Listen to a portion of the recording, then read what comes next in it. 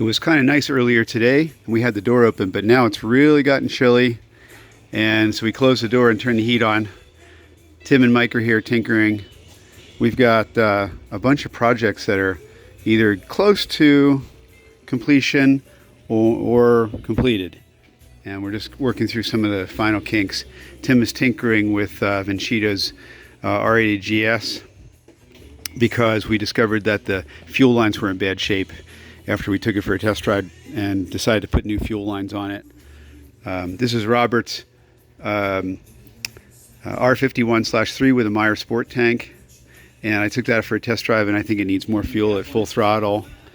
This is Matt's conversion, and we're currently putting a dual disc front brake on it.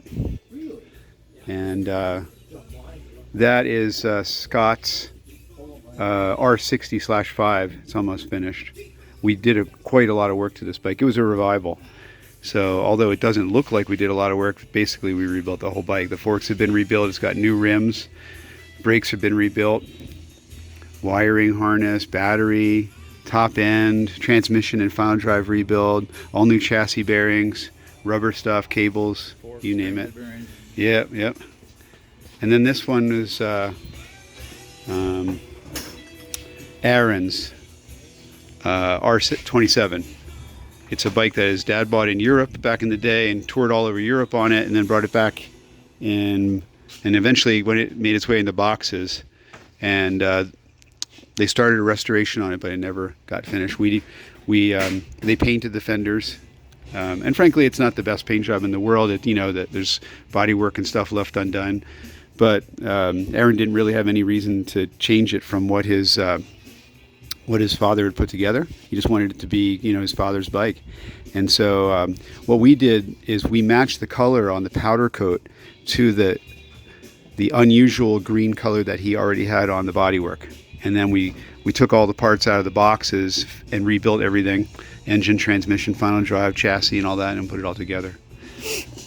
There's my Honda. I am guilty of leaving my Honda in the trailer for almost 2 years. And when I went to start it, I realized that the carburetor was completely frozen. The gasoline just turned to sludge. I'm guilty as charged. So the carburetors are in the ultrasonic clean air. There's Greg's R69S. That's a Duchess restoration. This is Jim's Curry R75/5. He bought that on Bring a Trailer, but it had a ton of problems. And so we ended up just rebuilding the top end. And we did some cylinder head work to it, I believe, as well as new rings. And I can't remember what we did, if we did the bores, if we bored it. This power right over here belongs to John. He drove down from Seattle today to drop off this stuff for body work and paint. And some other projects over here. There's a couple of cafe racers, /5 cafe racer, and another /5 cafe racer. And of course Tim's working on my K1 over here after I crashed it into the ground a couple years ago. You guys remember that. Instead of just fixing the damage, we decided to paint it Colorado.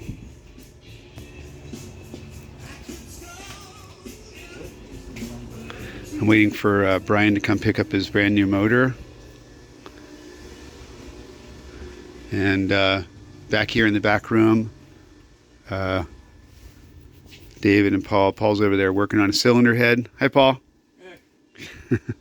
And then I'm making a huge mess here in the machine shop. I'm currently working on a bunch of crankshaft and tail ends that are all getting welded, and I'm going to put them on the OD grinder and bring them back down to size 35 millimeters. So that's what's happening here at Scottie's workshop. It's currently a frigid evening in Murphy's. Can't really see anything out here. Just a mess because I've got all the junk out there. But it's cold, very cold. Hey guys, thanks for watching. Catch you later.